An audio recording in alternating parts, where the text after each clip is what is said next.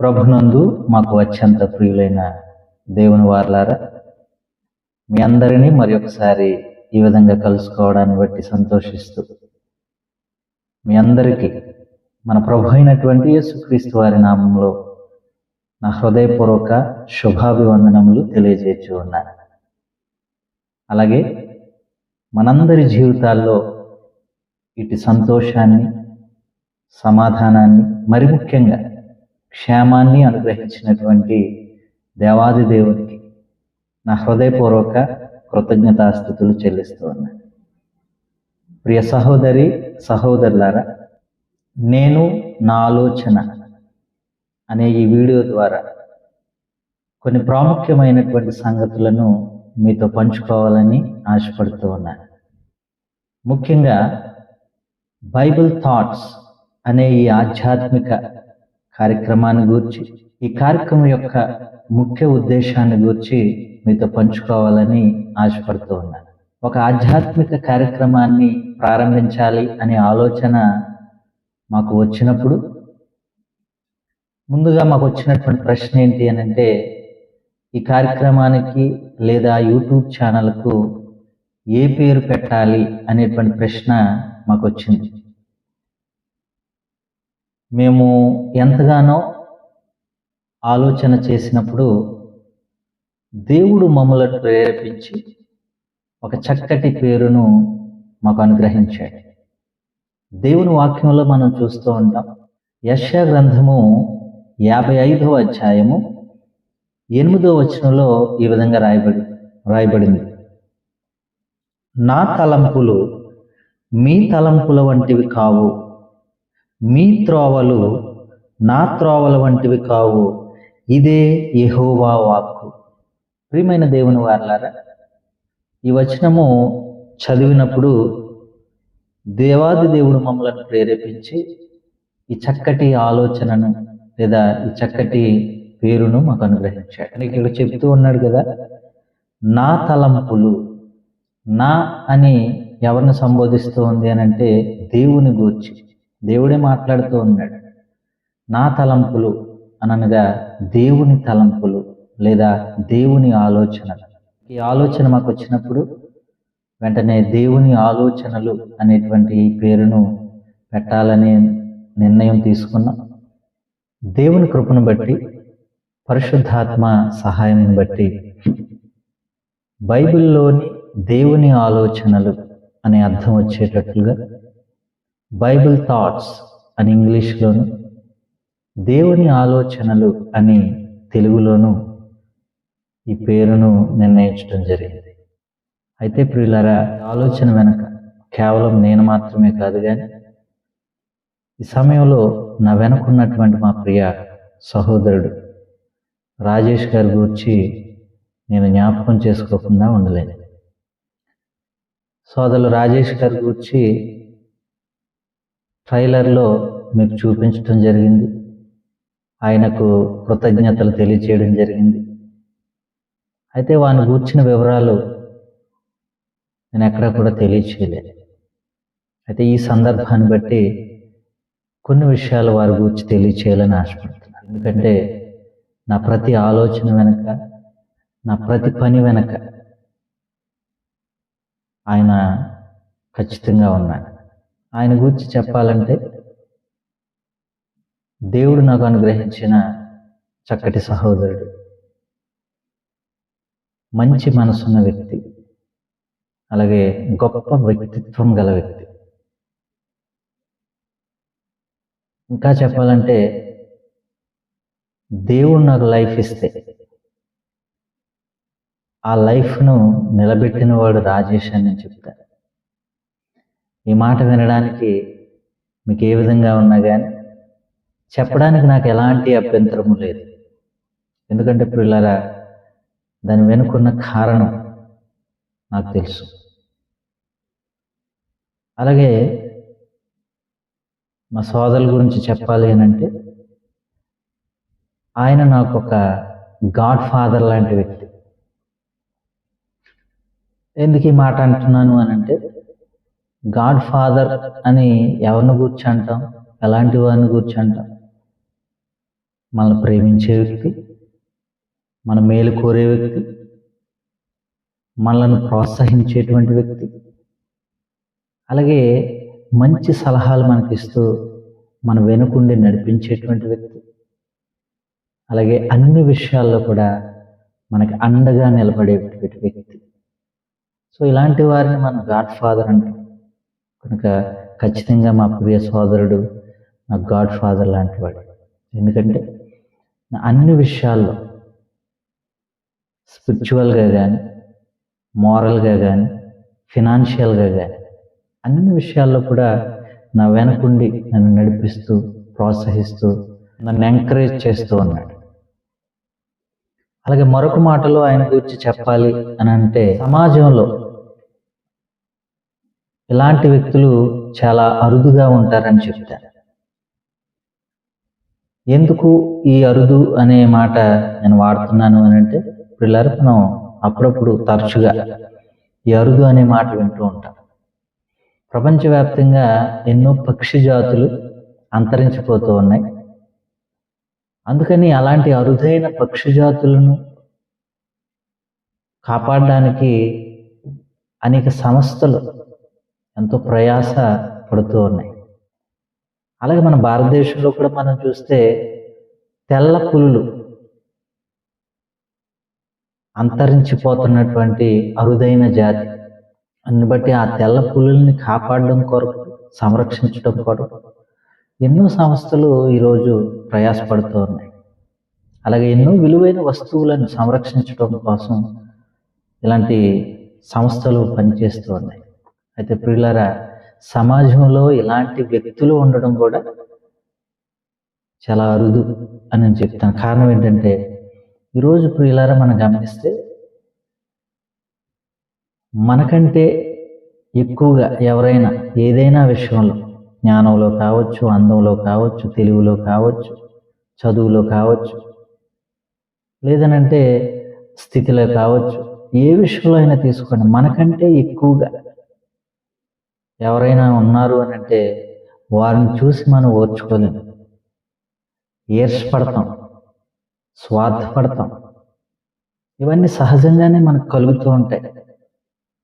So ఇలాంటి వారితో నిండి ఉన్న ఈ సమాజంలో ఒక వ్యక్తిని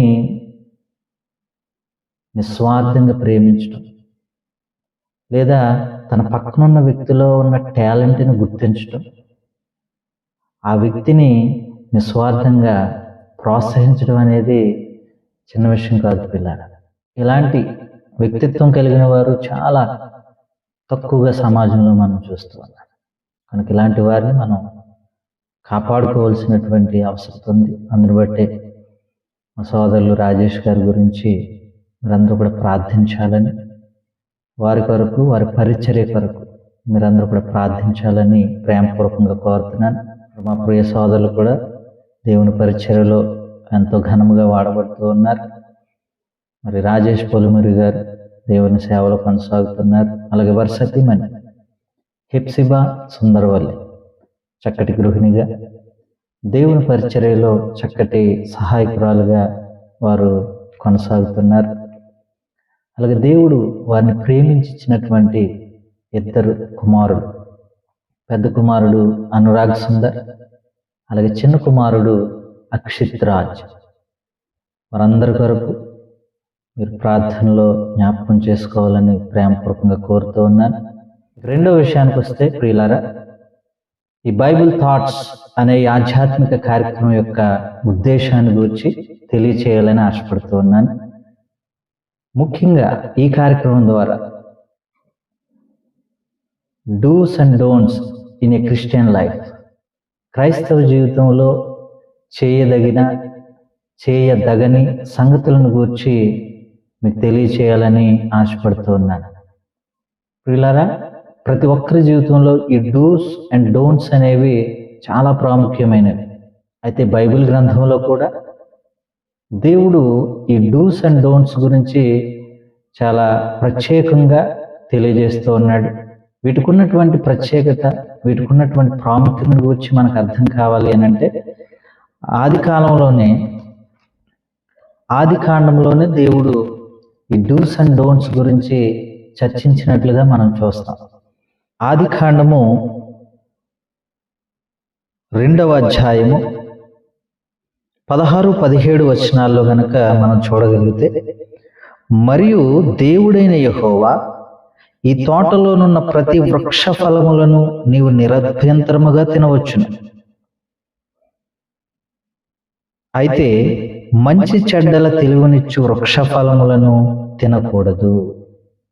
ప్రియులారా, ఇక్కడ మనం చూస్తే మొట్టమొదటి జంట ఆదాము అవ్వలను దేవుడు సృష్టించిన తర్వాత ఆది కాలంలోనే వారికి నియమ నిబంధనలు ఇచ్చినట్టుగా మనం చూస్తాం. దేవుడు నియమాలు, నిబంధనలు, కట్టడల విషయంలో చాలా కఠినముగా వ్యవహరించినట్లుగా మనకు అర్థమవుతోంది. కనుక మొట్టమొదటి మానవుడైన ఆదాము అవ్వలతోనే ఆయన మాట్లాడుతూ, ఈ తోటలో ఉన్న ప్రతి వృక్ష ఫలమును నిరభ్యంతరంగా తినవచ్చును. అంటే నువ్వు అభ్యంతరం ఏమీ లేకుండా నువ్వు తినవచ్చు, నువ్వు చేయాల్సిన విషయాలు గూర్చి అక్కడ మాట్లాడుతూ ఉన్నాడు. ఆ వెంటనే 17వ వచనంలోకి వెళ్ళేసరికి ఏమన్నాడు? అయితే మంచి చెడ్డల తెలివినిచ్చు వృక్ష ఫలములను తినకూడదు. డూస్ అండ్ డోంట్స్ అనేవి ఆ రెండు కూడా మనం చూస్తాం ప్రియులారా. కనుక ఇవి ఎంత ప్రాముఖ్యం కాబట్టి ఆ తర్వాత కాలంలో వచ్చినటువంటి భక్తులు ప్రతి ఒక్కరు కూడా నియమ నిబంధనల విషయంలో, ఈ డూస్ అండ్ డోంట్స్ విషయంలో చాలా జాగ్రత్తగా ఉన్నట్లుగానే మనకు కనబడతారు. సంఖ్యాకాండము 22వ అధ్యాయము 18వ వచనంలో మనం చూడగలిగినట్లయితే, అందుకు బిలాము, బాలాకు తన ఇంటెడు వెండి బంగారములను నాకు ఇచ్చినను, కొద్ది పని అయినను గొప్ప పని అయినను చేయనట్లు నేను నా దేవుడైన యెహోవా నోటి మాట మీరలేను. ఈ సహోదరులారా, ఇక్కడ బిలాము అనేటువంటి ఒక ప్రవక్త బాలాకు అనేటువంటి రాజును ఉద్దేశించి ఇక్కడ మాట్లాడుతూ, బంగారము వెండి నాకు ఇచ్చినను, అంటే అంత విలువైన వస్తువులు నాకు ఇచ్చినా గాని, కొద్ది పని అయినను, అంటే చిన్న పనే కదా చేసేద్దాంలే అనేటువంటి ఉద్దేశం అనేది ఆయనకి రానియకుండా, గొప్ప పని అయినను, అంటే ఇది చాలా విలువైనదిగా ఉందిగా, గొప్పదిగా ఉంది కదా ఈ పనిని మనం చేస్తే పర్వాలేదులే అనే ఉద్దేశాన్ని అతనికి రానియకుండా, చేయునట్లు నేను దేవుని మాటను మీరలేను. ఈ డూస్ అండ్ డోంట్స్ విషయంలో ఈ బిలాము అనేటువంటి ఈ ప్రవక్త ఎంత జాగ్రత్త వహిస్తూ ఉన్నాడో మనం చూస్తున్నాం. వెండి బంగారాలు ఇచ్చిన, అంటే విలువైన వస్తువులకు కానీ, అది చిన్న పనే కానీ పెద్ద పనే కానీ నేను చేయలేను. కారణం ఏంటంటే అది దేవుడు చెప్పలేదు కనుక.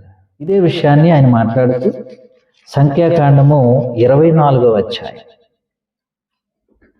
12వ వచనంలో కూడా మనం చదవగలిగితే, బాలాకు తన ఇంటెడు వెండి బంగారములను నాకు ఇచ్చినను, నా ఇష్టము చొప్పున మేలైనను కీడైనను చేయుటకు యెహోవా సెలవిచ్చిన మాటను మీరలేను.